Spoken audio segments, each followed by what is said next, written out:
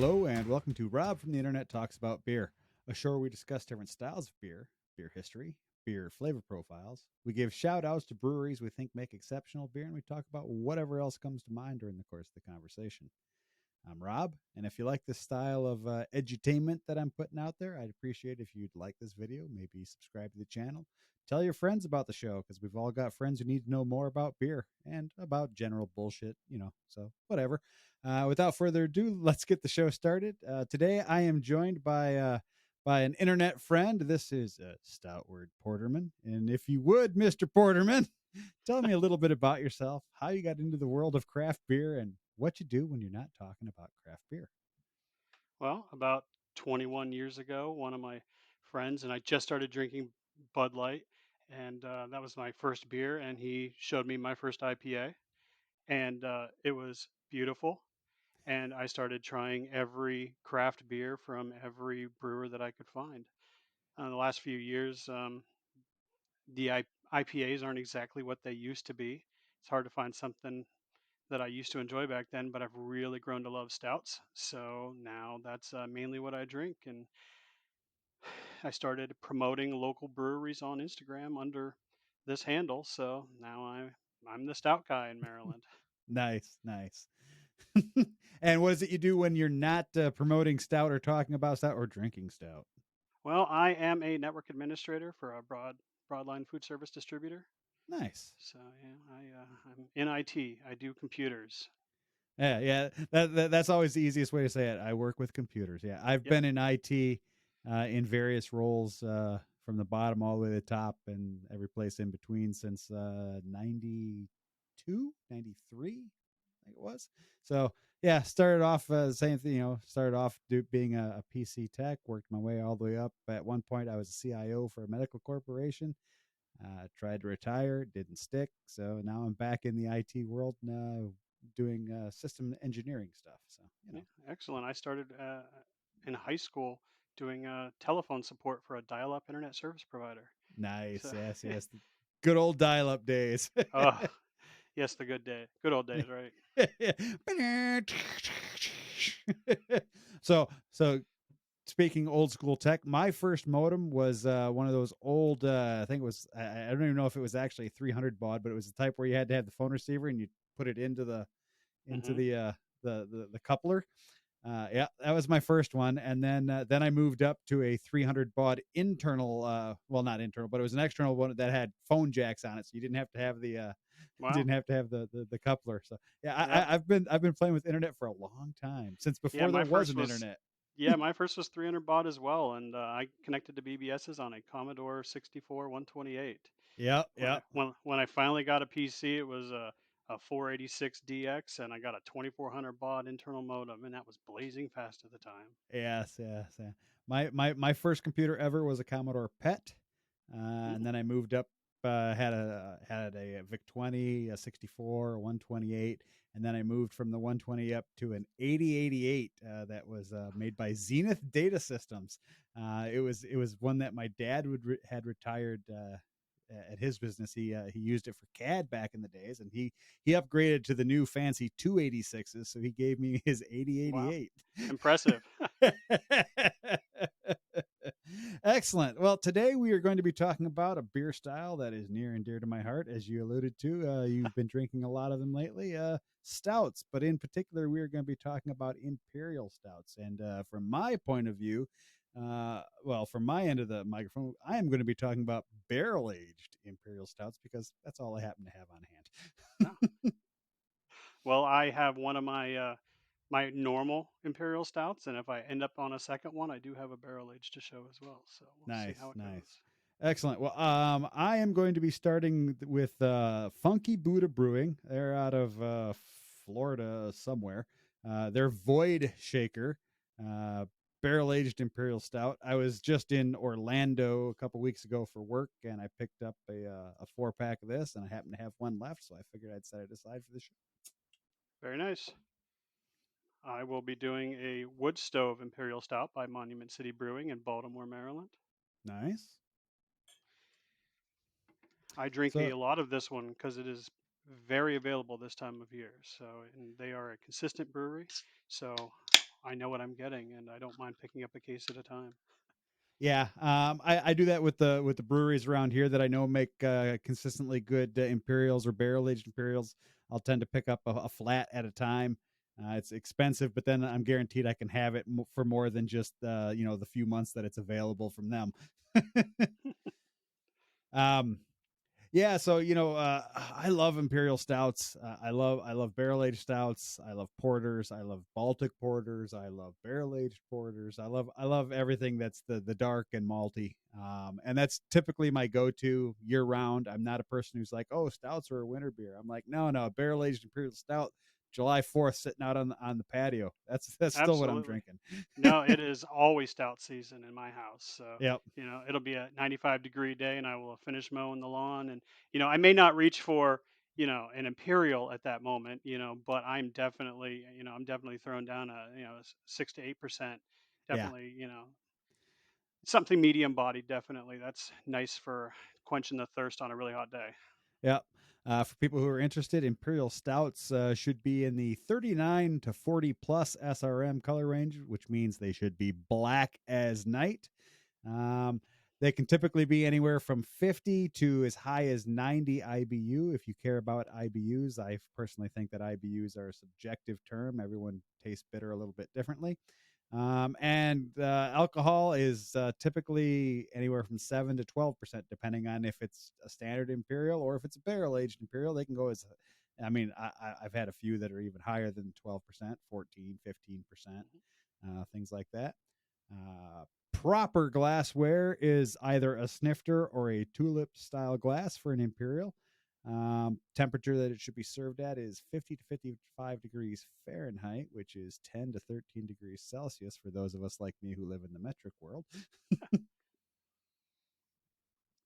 I mean, I can't really say I live in the metric world. I'm in Canada, and 90% Right. of the stuff we get is from the United States. So we live we straddle that line. Half of our stuff is imperial, half of it is metric.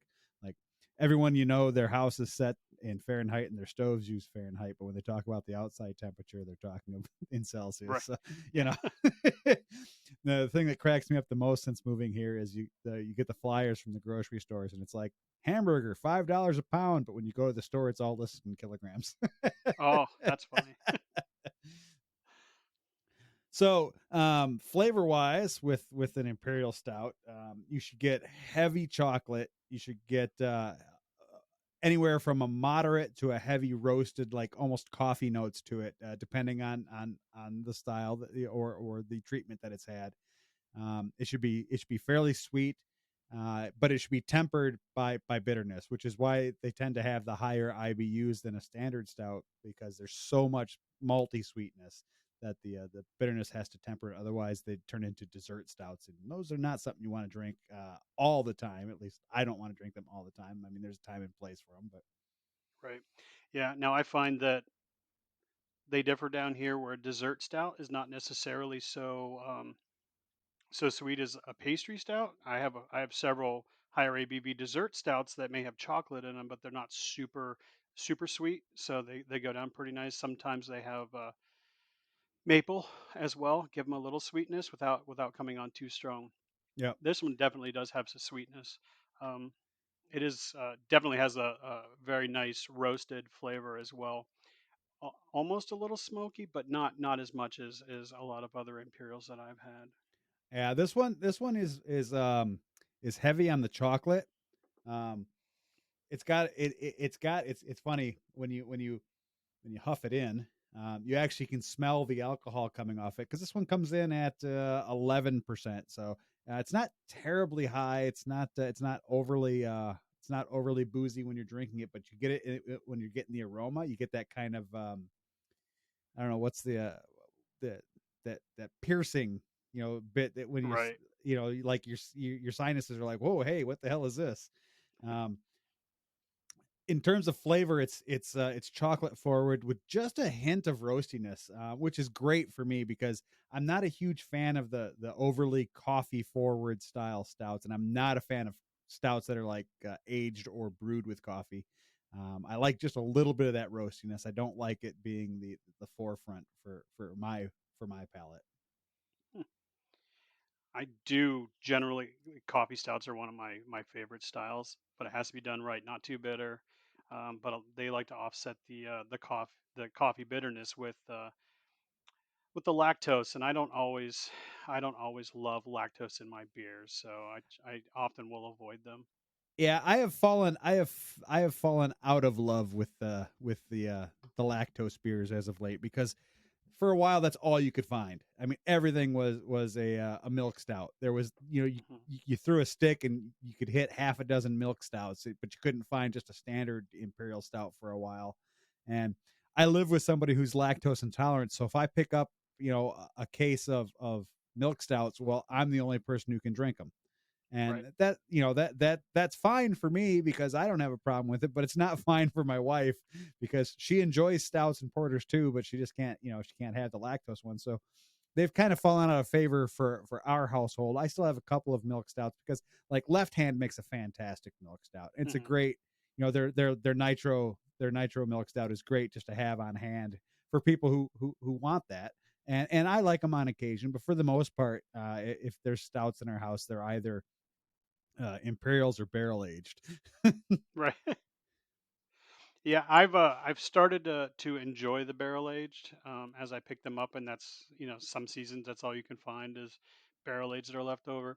I've never been a big fan of them up to recently, and I'm really warming up to them, but I don't love them. So I rarely pick up a 4 or 6 pack unless I know I Yeah, I like mean it. they're kind of an acquired taste, and they also for a while they were all the rage for a while, and they were overdone.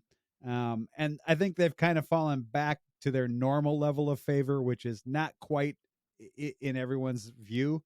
There's a few that do them really well, and and there's some that they shouldn't be doing barrel aged beers because they don't do them properly.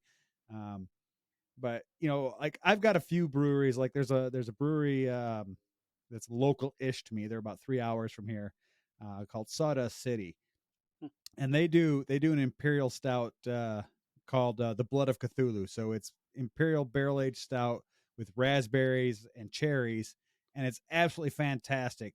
And it's consistently one of my favorites. So when that comes out, I buy a flat of it. But there's other breweries like they'll make them, and I'll be like, yeah, okay, it's high in ABV, but the flavor profile is just off, or it's got like that kind of, it's not smooth, it's got like an alcohol burn or whatever, and those are not the ones that I enjoy. It's like, I get it, barrel aging is really is an art form, knowing when to pull it out of the barrels to get the proper flavor and things like that. Not everybody's got that expertise yet.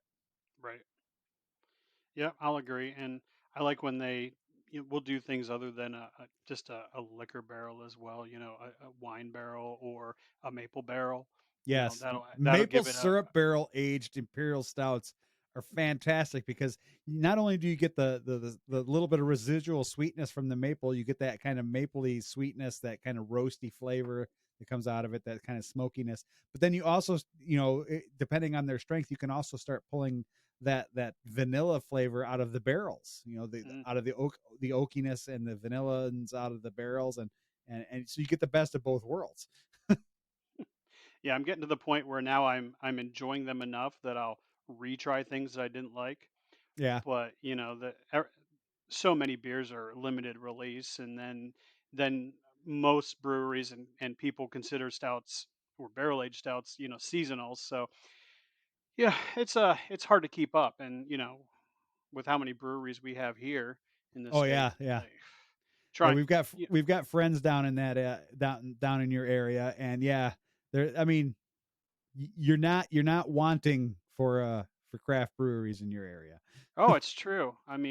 Thus, I've hit as of this weekend, I hit 97 Maryland breweries, and I still have 30 something to go that have tap rooms. And Right, that's not including the production only breweries. So right.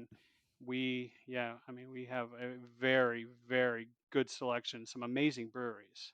Yep. Yeah. I'm trying to think if I can remember any of the names. I haven't been down that area in, oh man, it's been 6 or 7 years now, I think. Um, since I was last down there. We've got friends that live in Olney, um, Okay. and we've come down a couple times to visit and go out to different breweries and things like that. But I'm drawing a blank on any of the names right now. Well, that's the thing. I'm just far enough north, and I'm a transplant, so I don't know all the cities. I know so I get Olney and Odenton confused. So, but I know Yeah. we have like so down those areas. Let me see. I know there's like Crooked Crab. Trying to remember who else. We have a newer one that's firm. Um, I can't It's not remember that some of the. Yeah, it's not a it's big. not. Yeah, it's not important. I do remember the last time we were down there, we went to, and I wish I could remember the name of it because they had fantastic beer. It was a beer farm. Um, it was like they had the brewery and tap room on their farm property. And it was absolutely fantastic because you get your beers, you go sit outside, you're looking over the farm fields and the pastures, and it was really cool. And obviously when you're down that way, seafood, so beer and seafood, hey. Absolutely. Yeah, no, one of the ones that I go to is Brookville Beer Farm, and they're a nice farm. They make pizza. It's great.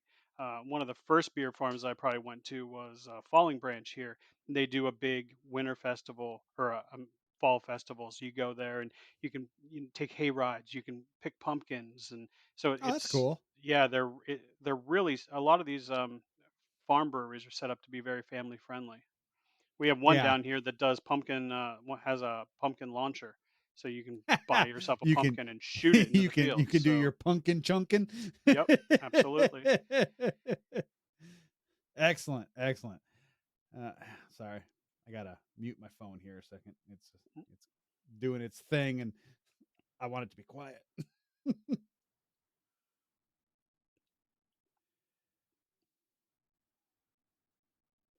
There we go. Okay, sorry about that.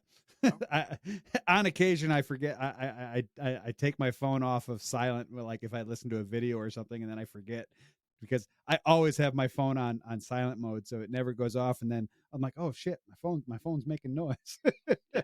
The only time I turn mine up is when I'm work from home, so I make sure that I don't miss a call, and otherwise it's on vibrate only. So I get it. Yeah, yeah. Well, I'm work from home 100%. So my I live near Toronto, but the company I work for, my office is actually in Halifax, Nova Scotia, which is Mm. like a 20-hour drive from here. So I'm not going to the office. Yeah, I'm about 40% work from home, so it's really nice. I Is that wasn't before, yeah. Yeah? I was gonna say, was that because of the pandemic that they allowed you to work from home and then it's kind of stuck, Yeah. or?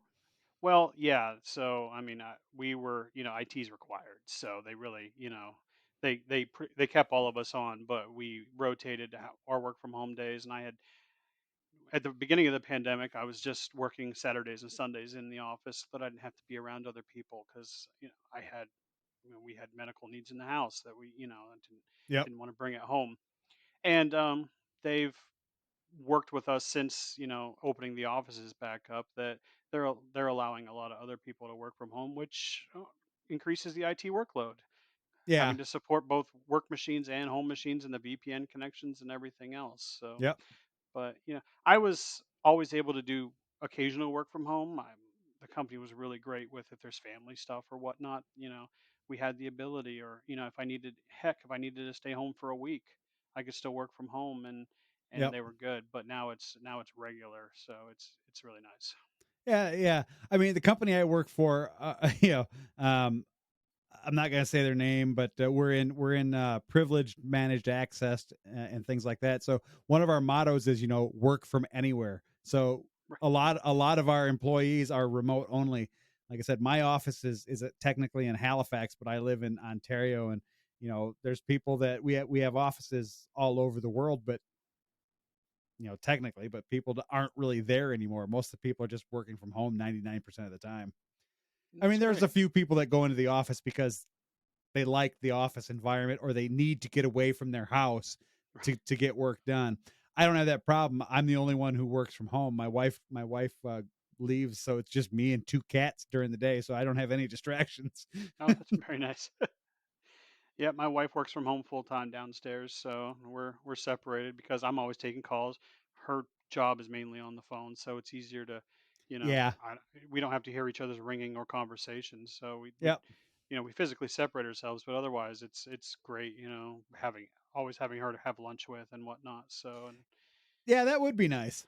The biggest perk I have from working from home is I have a pool in my backyard. So in the summer months, I'll take my laptop because my setup is a laptop and a couple external monitors. I'll take my laptop down with me down by the pool. I'll set it on the deck and I'll float around the pool and work. very nice. Yeah, on a good day, I'll grab a beer and grab my laptop and head out to the porch. No pool Yep. yet, but Yeah, I can no, still I enjoy a do nice that day. too.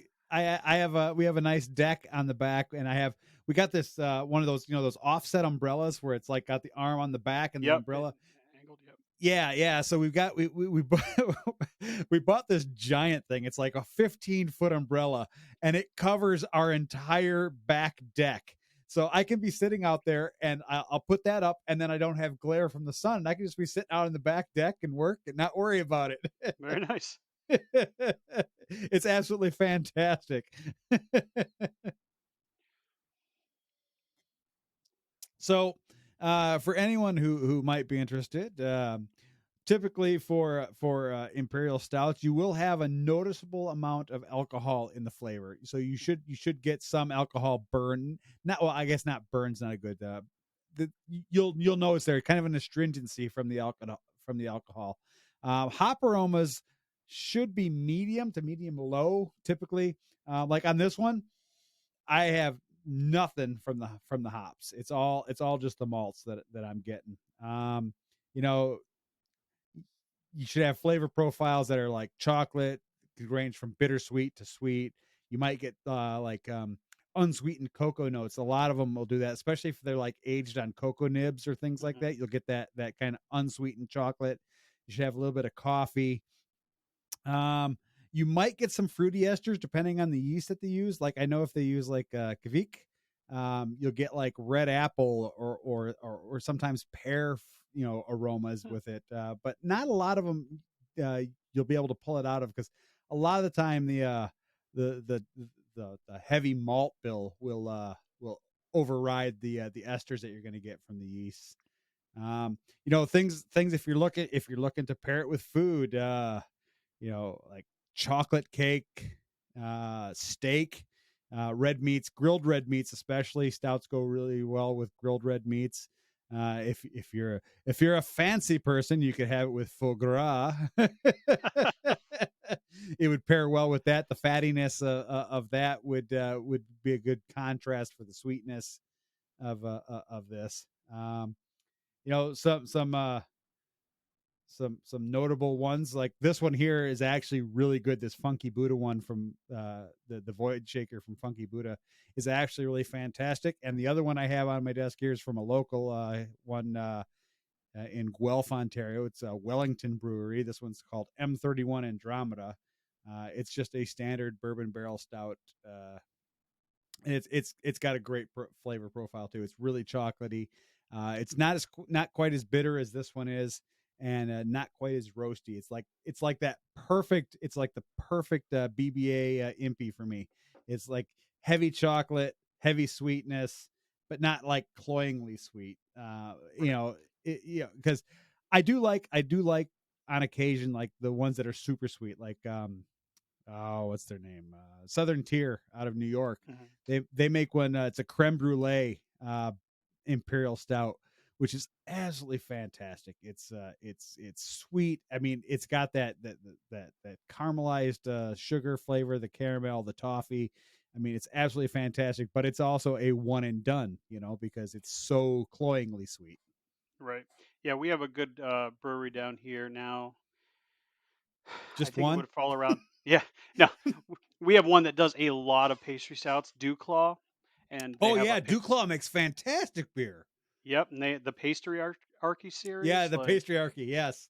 it's I think they fall around 8 to 9%. They're never overly sweet, but they are sweet in a very fun way. Like they're a very good pastry stout without killing it on the sweetness, but perfect for a dessert. Perfect Yeah, for a dessert. if I was gonna say a standard, if I was going to set a standard or a bar for a dessert stout, Duclos Pastryarchy would be where I would set that bar because they make fantastic. I mean, and they do so many variations.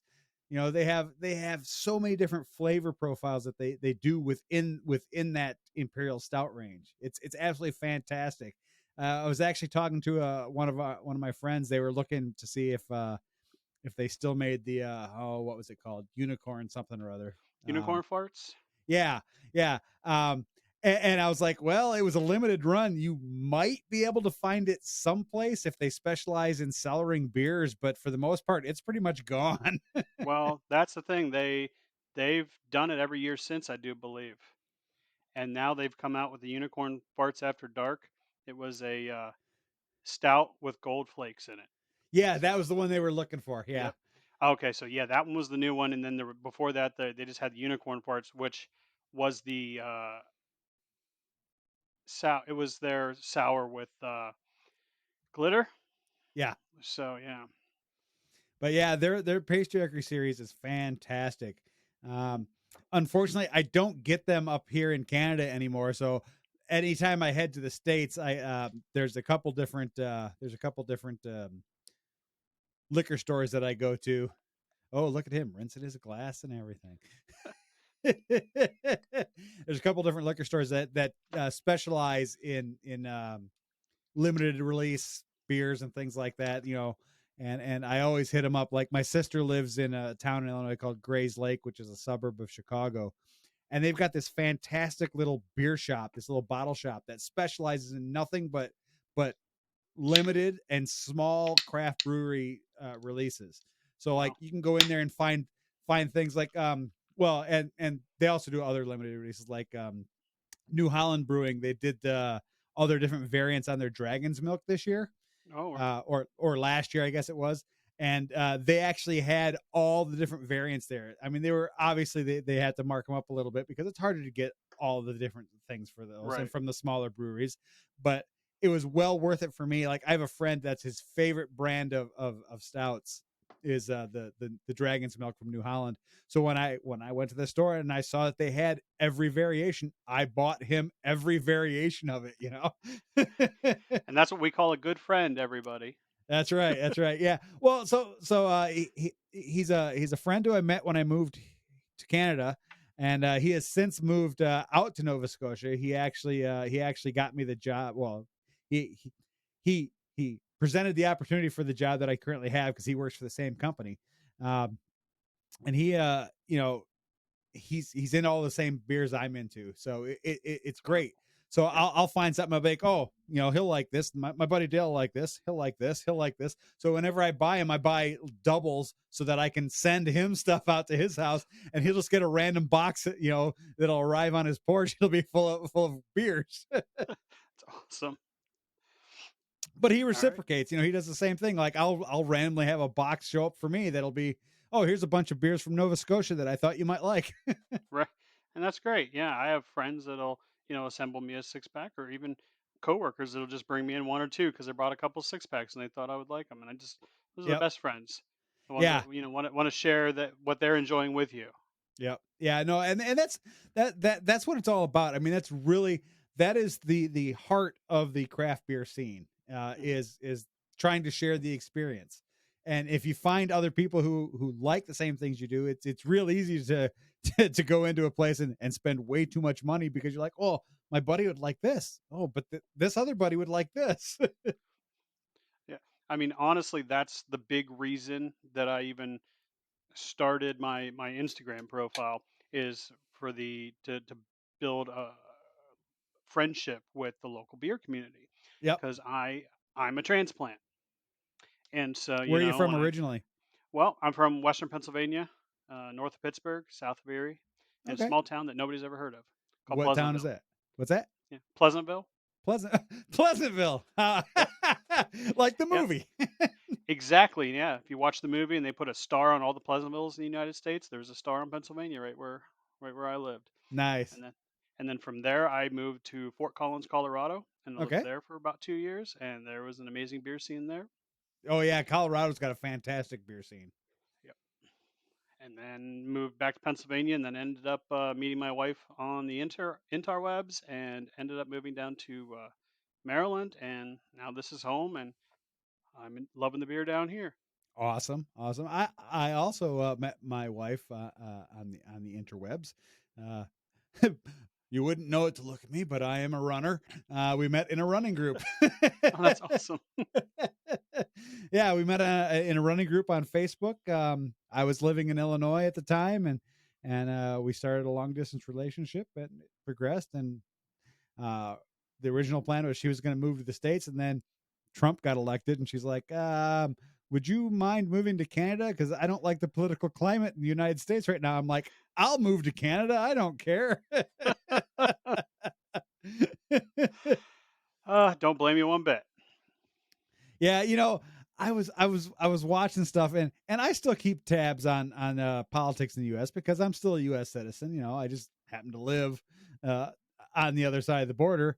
And what the hell was up with the what's her face, um,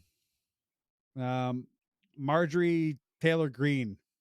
Uh, she was like wearing, she was like fucking Cruella Deville last night, wearing a fucking fur lined coat and Oh, and and and and I've seen the heckling pictures. Yeah. Biden during the the State of the Union address. Who the fuck does that? You know, the thing is, I used to be more into politics, but number one, I thought if I stay following politics, I'm gonna have a damn heart attack. Oh yeah, no, I don't like follow it closely. I just keep tabs on what's going on because I'm still, like I said, I'm still a U.S. citizen, so Right. I want to know what the fuck's going on in my country. But Yeah. but I was like, what the fuck? I don't care if you have ideological differences. You don't fucking heckle the president during his State of the Union address. Yep. Yeah, I don't know. I don't even follow along anymore. I can't. There's so much ridiculousness ever since Trump got elected that, it's like I felt like, before, like it was a country, like, okay, we have different opinions and we can all find common ground, and we can somehow make things work. And then after that, and I realized all the wackos came out of the, out of the bush, and they think that because, Trump was elected, that they can say whatever the hell they want. And now I'm like, nope, I can't follow it. I can't, Yeah.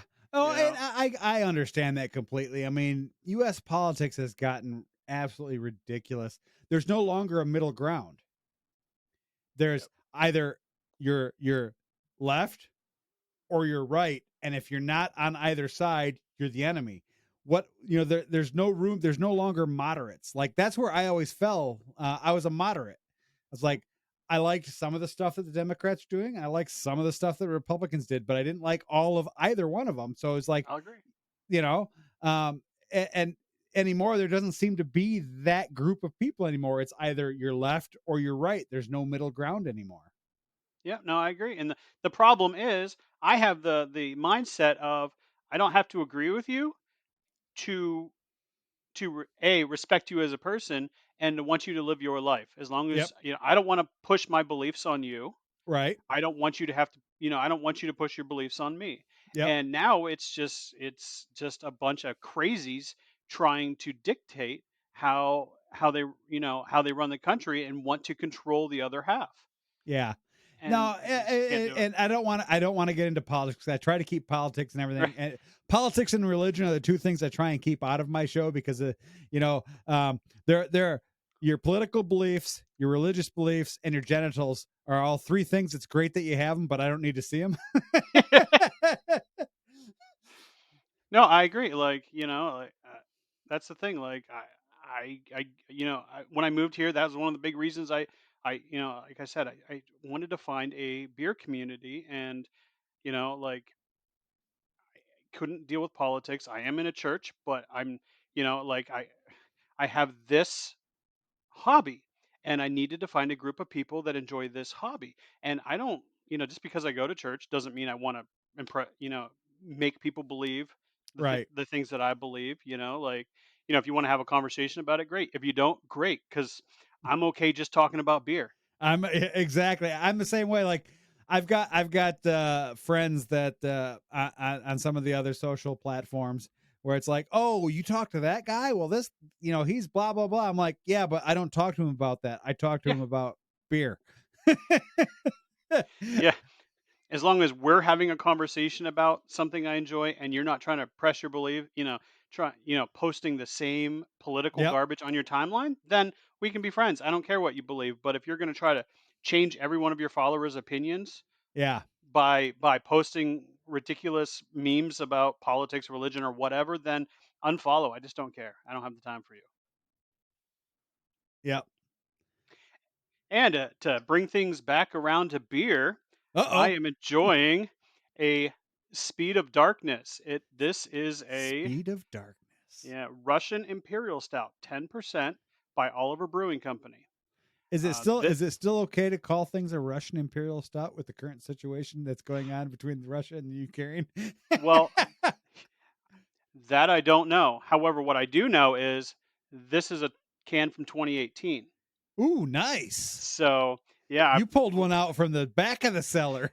I certainly did. I'm like, well, if I'm having fun, we're gonna have a nice aged, 4.5 year. Nice. Yeah, it says. Let me see. I had a few bourbon barrel aged, so I'm definitely picking up the bourbon in both the flavor and the smell of this one. The thing I love about barrel aged beers is the fact that you can put them on a shelf and leave them for 4 or 5 years before they really start to degrade. Hmm. There's just because the alcohol content is so high, it maintains the quality of the flavor profile, and they tend to mellow. That's one Yep. of my favorite things about them. Like, um, wasn't this year? It was last year. Yeah, last not 2022, but 2021 Christmas. I did a vertical flight from of bourbon barrel aged stouts from a local brewery called Nickelbrook. I did a 2016, 2017, 2018, 2019, and 2021 because I drank all my 2020s. uh, because normally I put one on the shelf and I'm like, okay, I put one in the cooler, put one on the shelf, and then Hmm. I'll come back a year later and I'll drink it. But the 2020s were so damn good, I just drank them all before I realized I was like, shit, I didn't save any. But yeah, so I did this vertical flight, and it's funny because it was just me. I was sitting downstairs watching TV. It was around Christmas time, and they're all 750 ml bottles, so they're the big, like the Hmm. same thing you get for a bottle of wine. And it's just me, and I drank 2016, 2017, 2018, 2019, and 2020. By the end of the night, I was like, "Whoo, man," because they were all started. The lowest ABV was 10, and the highest was like 11 and a half.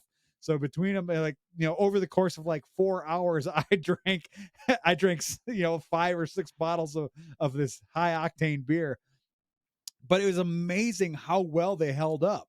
The Hmm. 2016 was a little iffy because it started to go on the downside. It reached its peak and then started to degrade a little bit, but it was still fantastic. It was really smooth, but it started to lose kind of the flavor. It Hmm. was just more at that point. It's just more of alcohol than actual flavor of beer. But it was great. I love the fact that you can take a barrel aged beer, whether it's bourbon barrel or rum barrel or what have you, and you can save them for a few years.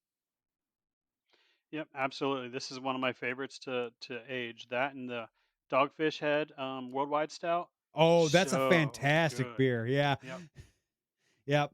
I used to buy that one all the time when I lived in the states before I moved here. Yeah, that was one of my go tos. That like I said, and the left hand nitro. I Hmm. always had those in the fridge because one, I like the worldwide stout, and two, most people like the left hand one. So Right. Yeah. I mean, the left hand does no, make a no, good no one. left. Yeah. Correct. Speaking of the barrel aging, though, we have a brewery restaurant here called Wet City, and I went there last summer, and they had a uh, tiramisu um, Jamaican rum barrel aged stout, and I mean, this is the story about why you let your stout warm up and you let the flavor, the flavors come out. Okay, so I'm sitting there and I taste it and I'm like, yeah, this is pretty good. And I had ordered a burger, one of my favorite burgers in the city, So I'm sitting in the bar and I'm taking a sip, and they bring out my burger rather quickly. So I set it aside, drank water with my burger, which gave it about 10 minutes to warm up. And I took a sip after I finished my burger, and it was the most amazing flavors that I had.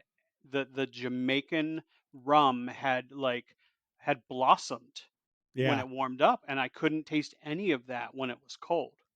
But the Yeah. moment that it heated up to the proper temperature, just that little bit, just a few degrees to the proper temperature, and it was difference of night and day. What's That is funny why is I took this one out 15 minutes early, and this one was out about 30 minutes early, just yep. to to warm up so I could truly enjoy the flavor here. Yeah, I tend to drink my imperial stouts. I tend to drink them close to room temperature, um, if not at room temperature, because they open up quite well. The Void Shaker one from Funky Buddha, when I picked that up in Florida, I actually bought it at a liquor store. It was room temperature, and I took it back with us to the hotel. We there were a group of us that went from the hotel. We walked. It was a 2 mile walk from the hotel to the closest liquor store because we were on Disney property. So the Ah, closest liquor store was off Disney property. So we walked to this liquor store, and I picked this up. And we get back to the hotel, and I opened it and I poured it into a glass. And one of the guys that we were with was like, "What are you doing? It's not even cold." I'm like, "It's a barrel aged imperial stout. It doesn't need to be cold." And he's like, "What do you mean it doesn't need to be cold?" And I poured some into the glass and I handed it to him. He's like, "Oh my god, this is fantastic." I'm like, yep. "Right?" I said, "Have you been drinking all your imperial stouts cold?" He's like, "Yeah, I just keep them in the fridge." I'm like, "Yeah, no." Yeah. Pull them out, let them warm up. Yes. Yeah, it is. It's amazing the difference, and to truly taste the beer. That's the thing. We're taught to drink cold beer because, Well, that's the because colder it of the is. yeah, that's Yeah. because of the It, Millers and the Buds and the Coors, yep. where it's designed to be drank really cold because the flavor, there's no real flavor. It's just there to drink. Yep. And as soon as it got warm enough, my friends and I, we called it weasel piss Yeah, because yeah, that's what it tasted like. yeah. And to truly enjoy the flavor of a beer is to enjoy it at the proper temperature, the proper warm, That's once correct. it's warmed. And yeah, I can't tell you how many stouts I've had that were warm temp or room temperature or close to it. They're phenomenal. Yeah. It's a great style. So for anybody who watches the show, if you're looking for a great resource site to find out what beer temperature should be for a particular beer style, what glass it should be served in, what food pairings, craftbeer.com is a fantastic resource site for that. They have tons of different beer styles listed. Excuse me. They have, when you go to a specific style, it'll tell you the food pairings, it'll tell you the glassware, the temperature, it'll tell you everything about it in terms of flavor profile. It'll give you some examples of exemplary breweries that make this style. It's a great website to go to in terms of resources. So if you're looking, if you're new to beer, or if you're even if you're not new to beer, you might not know about this like craftbeer.com. They have, under their beer styles guide, it gives you all sorts of information, which is fantastic. Which is it's great for like for me for doing the show because I don't always remember what the proper serving temperature is for a style of beer. I can look it up real quick. I'm like, oh yeah, this needs to be served at this temperature. Well, that's the joy of not drinking many styles anymore. Like Right. I'm gonna, if it's a stout, I'm gonna let it warm up. If it's a higher ABV, I'm gonna let it warm up more. But yeah, honestly, Exactly. I don't think I've ever viewed the guide, so I definitely have to check it out. Yeah, The next it's a time I nice open site. something. It's a nice site. Like I said, it'll give you food pairings, it'll give you temperatures, it'll give you proper glassware, it'll give you some examples of the style. It'll tell you about the flavor and the aroma and the appearance and all that stuff. It's nice. It's a great reference site for quick reference. I mean, it's nowhere near as comprehensive as say like the beer judging site, the BJCP. But for anybody who's just looking for a quick, oh, okay, what could I pair this with? I have this beer. What should I pair it with? And it's great for that. Yeah, that sounds awesome. Now, in my opinion, you can pair a stout with literally anything. Yeah, pretty So it's much. Yeah, I'm pretty much the same way. But there are certain foods that lend themselves more, like stouts, like imperial stouts are actually fantastic with aged cheeses. So Mm. like a 5 year or a 10 year cheddar or things like that, or even like some of your softer cheeses. Like I love taking like a double cream brie on crackers with an imperial stout, because you get that fattiness from the cheese that works so well with the sweetness from the beer. So Yeah, and I'm not much of a soft cheese fan, but yeah, I'll agree with the like the cheddars. The sharper the cheddar, the yep, better it goes with a stout. It's yeah, phenomenal. yep, yeah, absolutely, absolutely. All right, my friend, we have been talking for a little over 45 minutes, and this is the part of the show where I say, hey, this is the end of the show. So if people are looking for you on the socials, where can they find you? I am on Instagram as Stoutward Porterman. I am on Mastodon at Stoutward Porterman at mastodon.beer. And I am on Untapped as Stoutward Porterman. Excellent, excellent. So yeah, Mastodon.beer is a fantastic instance. That's the same one I'm on because it's all beer people. Yes. Awesome.